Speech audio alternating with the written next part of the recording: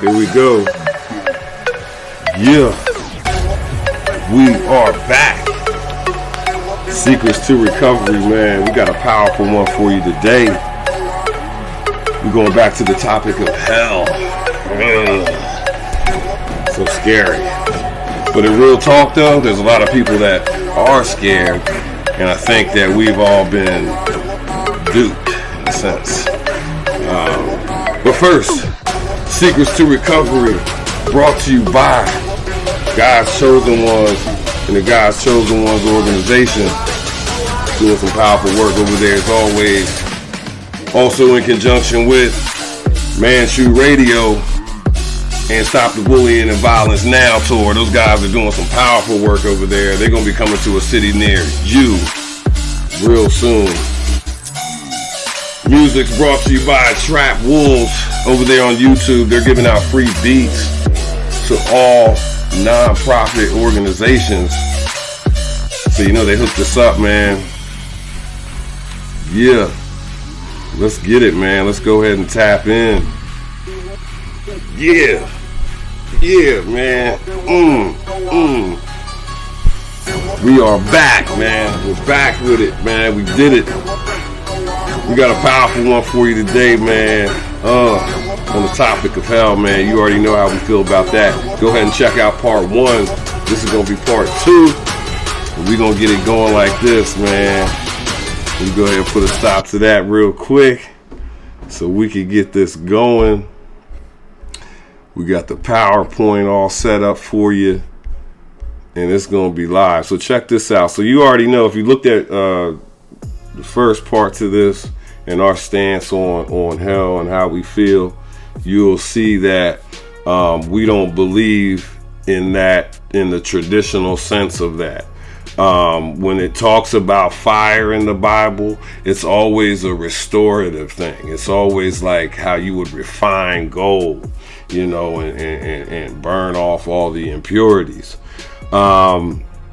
So let's go ahead and get this going right here. Check this out. So this is where we're at. So we got the God's Chosen Ones organization there, and we believe in ultimate restoration, you know, where everyone will be restored. Because a lot of the things that, well, I would say all of the things that make us go against God and do things, they're really not of our own doing. This is something that happened long ago.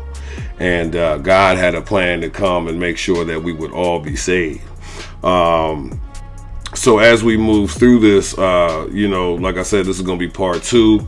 And the reason we put this together was because we had been listening to a sermon given by Tom Keller over there at Calvary Chapel. And it was just such a blatant thing that we understood that a lot of people missed. But it was a blatant, I hate to say lie, because it may not be malicious, because these are the things that he had been taught, but they're wrong, and they're causing a lot of people to, you know, to falter in what they believe.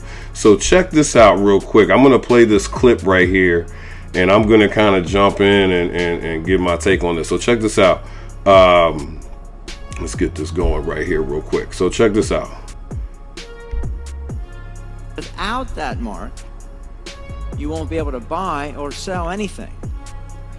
Amir Sarfati said this, quote, "Imagine what it will be like for believers during the..." Okay, so I'm gonna stop it right there, because now you see what he said.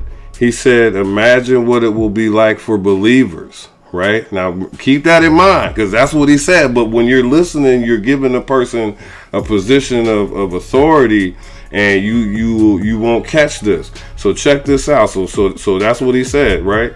So this is what happened to believers. So here we go. This time, they will be huddled up in their homes for secret worship services. Others will clandestinely meet out in the woods to express their praise to God. Countless thousands will lose their jobs. They will be reduced to begging on the streets, where they will be beaten and spit upon because they have not. So let me stop it right there one time, because you see, you'll be beaten, spit upon. It's going to be bad news for those that believe. That's what he already started is saying that. But listen to this. Followed government orders. Though they have much to look forward to after death, believers, Believers. Very little to look forward to before death. Now watch this. And listen, if you're visiting today, you're not sure in this, I just want to make this clear. If you're a believer, you won't be here for this, so you shouldn't be gulped. See? Now, how does that even make sense? When he said just right there that this is what's going to happen to believers. And he's quoting this where he wants you to take this as a source of to go along with this. But right there, you can already see and he's talking to people that have came there for the first time. So they're coming there and they're listening to this. So he has to clean that up a little bit. Now, where do we first hear about this kind of thing? Usually the first place we hear about this is when, as a child, in your youth is where you first start hearing of this type of thing. Check this out. This is a cartoon from some ways back.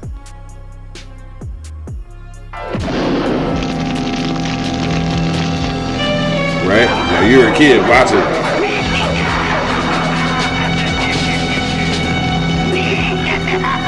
Right? There's the devil. Right? Lucifer. Right? So you're a kid watching this. So that's where we, usually start kind of picking up on those ideas. We get indoctrinated through media and through just the belief of those around us. And when you try to, tell people about this and the truth of this, they usually don't want to hear it.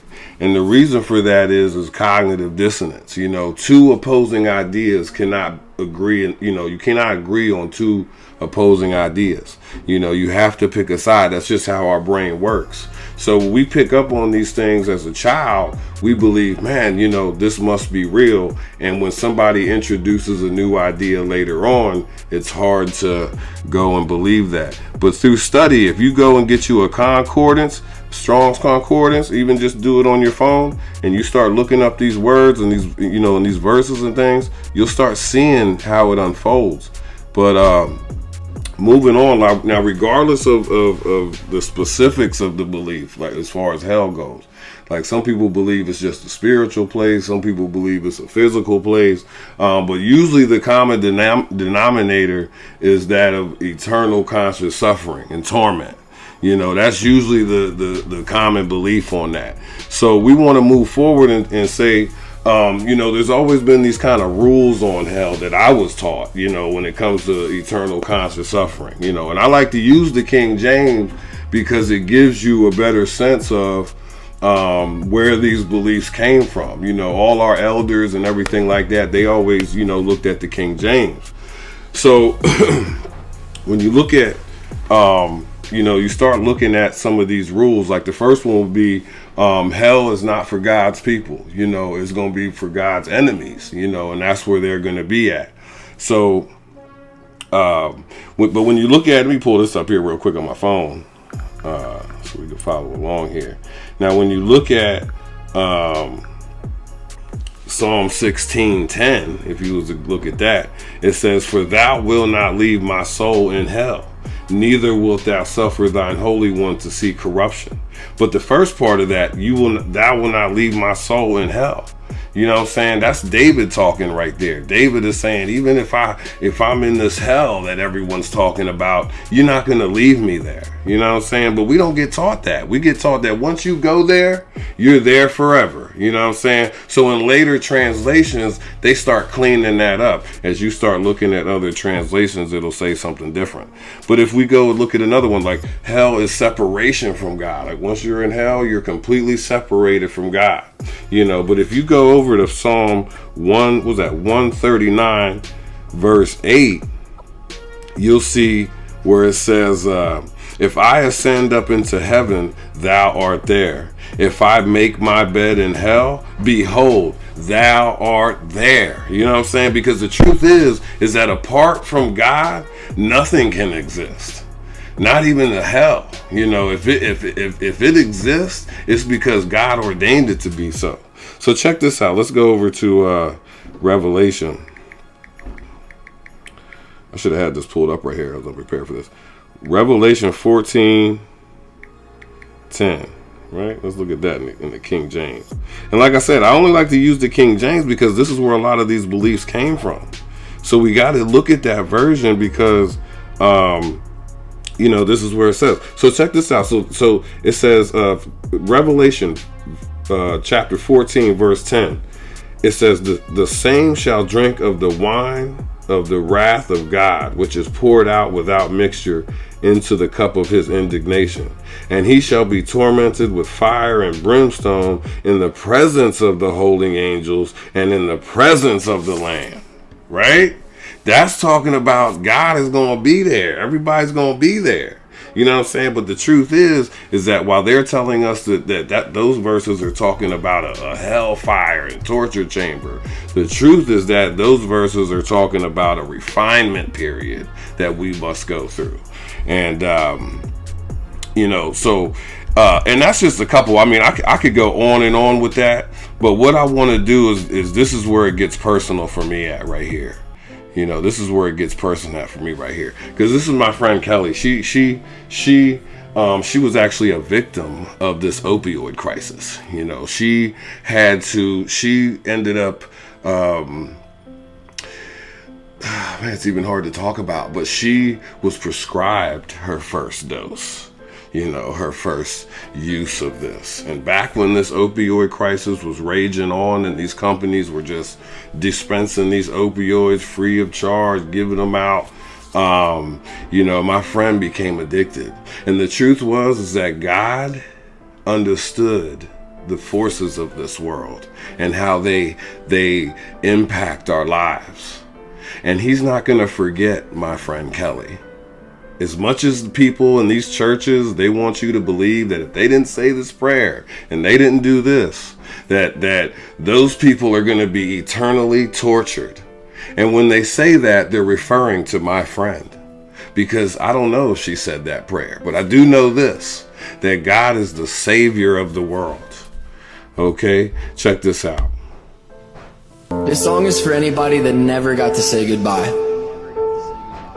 If I would've known that you wouldn't be here anymore, I would've made the moments last a little longer.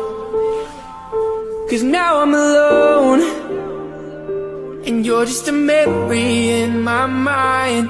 I would've given anything to say goodbye. And so, I'm not going to sit, I can no longer stand in the church and sing about, how,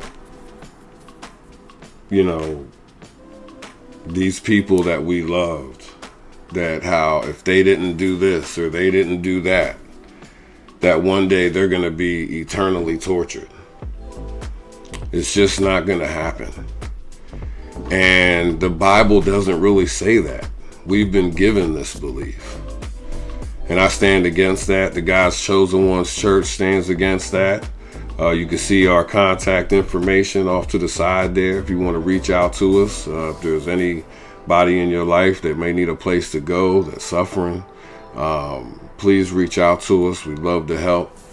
Our church is just a church of acceptance, man. We know that God really did come to save the world, the whole world. So my name's Warren Garrett. I'm the director for the God's Chosen Ones Transition Homes. We're going to be doing these. We're going to be doing some more parts on this. The whole message of the Bible is that God is going to save the world. Okay, and it shows it all through from the beginning till the end. And just like all die in Adam and what he did, all will live because of what Christ did.